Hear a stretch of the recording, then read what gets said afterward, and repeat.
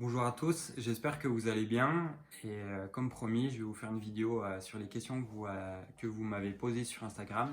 Vous avez été très nombreux à participer, alors merci beaucoup. C'est parti. Je vais répondre en premier à une question de Baptiste. On va rentrer dans le vif du sujet avec ce dont tout le monde parle, le coronavirus et qu'est-ce que je fais en ce moment. Donc je suis confiné dans le Jura avec ma copine. Voilà, pour le moment, tout se passe bien. J'ai beaucoup d'occupations. Je fais un peu de sport. Je fais de la cuisine. Je m'occupe avec des interviews, pas mal de choses qui traînent après un long hiver en dehors de la maison. En temps normal, au mois d'avril, pour moi, c'est les vacances. Je devrais être en ce moment à profiter du soleil sur une belle plage, mais voilà, les choses se passent autrement. Il y a plus grave que tout ça. Il y a Emilien Jacquelin qui me demande quand c'est que je le rejoins sur la PlayStation. Je suis désolé, ni Fortnite ni Warzone, voilà, je suis pas un grand gamer, désolé. On va aller du côté de l'entraînement avec une question de Sébastien et Hugo qui me demandent comment mon entraînement va se passer et avec le coronavirus, comment ça se passe. Alors, on arrive dans quelques jours à la reprise de ma préparation. Donc, en temps normal, ça va être du ski roue, du tir, du vélo, même de la course à pied. Voilà, compte tenu de la situation, il faut savoir s'adapter. Donc aujourd'hui, je me suis installé un home trainer pour faire du vélo à l'intérieur. Une Carajo, c'est une machine qui simule la poussée de bâton en ski de fond dans le garage. Et puis après, j'ai l'autorisation quand même de faire un peu de course à pied autour de la maison. Et j'espère qu'on pourra vite avoir plus de liberté pour que l'entraînement soit plus facile. Et la préparation, elle va durer sensiblement 7 mois pour se terminer jusqu'à la fin novembre. Après, on va partir sur le circuit Coupe du Monde. Donc pendant toute cette préparation, il y a des phases différentes d'entraînement où à des moments on va faire énormément de volume d'entraînement, c'est-à-dire beaucoup d'entraînement, et à d'autres moments plus de qualité en ciblant les compétitions qui vont se rapprocher. On peut avoir aussi quelques compétitions d'été qui malheureusement sont mises en danger avec la situation actuelle. Donc je pense au Bling Festival, à Wiesbaden et au show de Martin qui j'espère auront lieu quand même. Il y a une question de Guillaume qui me demande comment je fais pour rester motivé tout le long de la préparation et même en compétition. Alors il faut savoir qu'une victoire en Coupe du Monde ou même sur un autre circuit est tellement forte, ces sensations sont tellement fortes qu'on est prêt à s'investir autant qu'il le faudra pour retrouver ces sensations qui restent assez éphémères. Et donc voilà, c'est ça qui me pousse à aller m'entraîner tous les jours, peu importe le temps, peu importe ma motivation. Je réponds à une question de Jérôme qui m'a fait beaucoup rire. Est-ce que la dernière course de Coupe du Monde, dont la dernière course de Martin Fourcade, a été truquée sur la poursuite? Donc il faut savoir qu'on a fait un triplé français avec Martin en tête, moi deuxième et Emilien en 3. Et il n'y a absolument aucun trucage, tout a été complètement vrai. Chaque athlète se bat pour essayer d'aller être à la meilleure place, mais voilà, on a fait une grosse course collective pour l'équipe de France et Martin termine par la grande porte avec une victoire. Bravo à lui.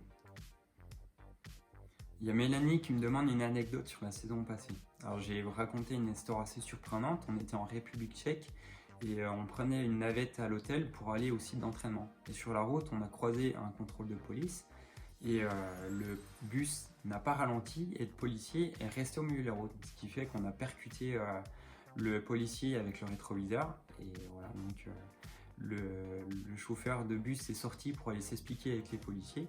Le temps passait et nous on avait besoin d'aller à l'entraînement. Donc Martin en tant que négociateur est descendu du bus pour demander au chauffeur de nous emmener quand même jusqu'au site de course pour participer à l'entraînement. Il faut savoir que le policier n'a pas été blessé. Moi, je pense que ça l'a quand même bien bousculé et le chauffeur n'était pas un membre de l'encadrement, donc voilà, c'était quelqu'un de local. Vous avez été très nombreux à me poser la question comment j'allais faire pour battre Johannes Beu. C'est une bonne question, je me la pose moi-même. Donc il faut savoir que Johannes, tout comme Martin Fourcade, c'est des athlètes hors normes qui vraiment sont des concurrents de grosse pointure, pas faciles à battre. Moi aujourd'hui, je suis une progression assez stable qui me permet d'aller concurrencer avec lui sur les skis et au tir. Et donc, même avec une équipe de France très forte, un super encadrement, j'espère voilà, vraiment essayer d'aller te battre plus régulièrement pour l'hiver prochain. Voilà, je te donne rendez-vous l'année prochaine, Johannes. Ça en vient à une autre question, une question de Marc qui me demande quels sont mes objectifs pour la saison prochaine. Donc, vous imaginez bien que si je souhaite battre Johannes Beu, c'est que je souhaite aller chercher les gros globes de cristal. Je m'en rapproche de plus en plus. Ça fait 2 années que je finis 3e mondial. Donc l'objectif est bien présent dans ma tête. Et à long terme, ça va être les Jeux Olympiques. Et à court terme, ceux des championnats du monde qui arriveront l'hiver prochain. Maintenant, je vais répondre à une question de Pascal qui me demande qu'est-ce que je pense du nouveau format de course qui va être introduit sur la Coupe du Monde, le Super Sprint. Donc c'est un format de course que j'ai encore jamais couru. C'est une course qui se déroule en 2 parties avec une phase de qualification et une phase finale, avec d'un format très court qui comporte du tir avec balle de pioche et une piste très courte en ski de fond. Alors à mon sens, ça délaisse un peu trop le ski de fond pour donner trop d'avantages au tir et voilà, je pense que le biathlon doit avoir un compromis entre ces 2 disciplines. Il y a Alizé qui me demande comment je fais pour gérer cette pression avant et pendant les courses. C'est une bonne question parce que c'est un travail en permanence pour gérer ses émotions au moment du tir et même avant. Aujourd'hui, c'est quelque chose qui s'apprend avec le temps. On apprend à gérer cette pression avant la course et à être décontracté, à penser à des choses plus utiles et moins qui viennent nous handicaper. Et il faut savoir que pendant le tir, la phase qui est peut-être la plus stressante pendant la course, surtout quand on arrive à un dernier tir en jeu, on va occuper la tête avec des pensées techniques, donc la position, des informations par rapport au vent, et éviter de penser au public, aux enjeux avec qui on peut tirer, qui peuvent vite nous distraire de nos tirs et nous faire des erreurs. Donc là, c'est là toute la difficulté.